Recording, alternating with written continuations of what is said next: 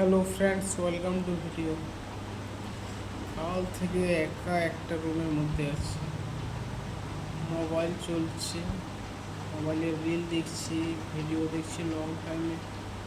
কোনো রিলসের প্রতি কোনো ইন্টারেস্ট হচ্ছে না, ভিডিও দেখার প্রতি তাই না। মাইন্ডটা এখন স্টাফ হয়ে গেছে, নিজের মধ্যে কি একটা অ্যাঙ্গার, রাগ রাগ অনুভূতি হচ্ছে। বাড়িতে ফোন করলাম, একটু ভালো লাগলো, বন্ধুর সাথে কথা বললাম, একটু ভালো লাগলো। কত কথা বলবো বাড়ির সাথে, বন্ধুদের সাথে। এখন আবার স্টাফ হয়ে গেছে। ফিলিংসটা শেয়ার করার জন্য এই রেকর্ডিংটা করে দিলাম।